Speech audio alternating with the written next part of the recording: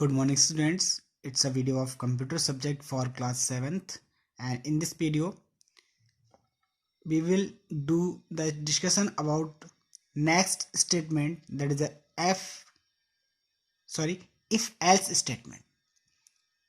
In the last video we have discussed about if statement, but in this video we will do the discussion about if else statement. Means what difference between if and else, इसको हम समझेंगे आज। If statement में क्या था कि अगर जैसे मुझे चेक करना है कि वो इवन है या ऑड है, मैंने आपको एग्जांपल दिया था कि जो आपका मैथ का होता है, सिंपली हमें बताना होता है कि इवन नंबर है या ऑड। अगर हम 2 से डिवाइड करते हैं पूरा डिविजिबल हो जाता है तो इवन होता है, अदरवाइज ऑड होता है।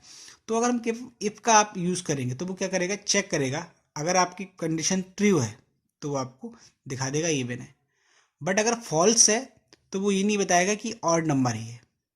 ठीक है, उसमें केवल एक ही कंडीशन चेक करी जाती है। जैसे आपको 2 पाथ हैं, उसमें से केवल एक चूज करा देगा। बट इफ एल्स हमारा क्या करता है, अगर आपका पहला स्टेटमेंट, अगर आपका पहली जो चॉइस है वो गलत हो गई है या रॉन्ग है, तो वो दूसरा चॉइस आपको दे देगा। तो ये 2 डिफरेंस हैं। मतलब एक डिफरेंस मेनली ये है, इसमें आप ये कंडीशन अगर ट्रू है और दूसरी फॉल्स है तो ट्रू वाली एग्जीक्यूट हो जाएगी, अगर पहली वाली फॉल्स है तो सेकंड वाली एग्जीक्यूट हो जाएगी।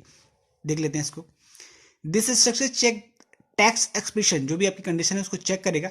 इफ द टैक्स एक्सप्रेशन एबुलेट द ट्रू, अगर वैल्यू ट्रू होगा तो इफ ब्लॉक इज एग्जीक्यूटेड, तो आपका पहला ब्लॉक एग्जीक्यूट हो जाएगा। Otherwise control transfer to the else block, अगर आपका ट्रू नहीं है तो वो एल्स ब्लॉक जो हमारा है उस पर पहुंच जाएगा। स्टेटमेंट के अंदर written in else block get executed, और जो एल्स जो आपका ब्लॉक है उसमें जो स्टेटमेंट लिखा होगा, यानी जो भी राइट होगा, वो आपका एग्जीक्यूट हो जाएगा। जैसे मैं ये सिंपली दे रखा है, इसको हम आप फ्लो चार्ट के हिसाब से देख लो। जैसे आपका कोई एक स्टेटमेंट है, आपका कोई एक एक्सप्रेशन है, आपकी कोई एक कंडीशन है, आपकी कोई क्वेश्चन है, वो अगर ट्रू होगा तो ये इधर आ जाएगा, मतलब ये एग्जीक्यूट हो जाएगा। अगर फॉल्स होगा तो फिर ये बॉडी ऑफ एल्स, फिर दूसरा जो हमारा एग्जीक्यूशन होगा उसको करेगा। ठीक है स्टूडेंट्स, इसको हम एग्जाम्पल के थ्रू समझ लेते हैं। अच्छा एग्जाम्पल है इसका एक, देखिए रियल एग्जाम्पल क्या है।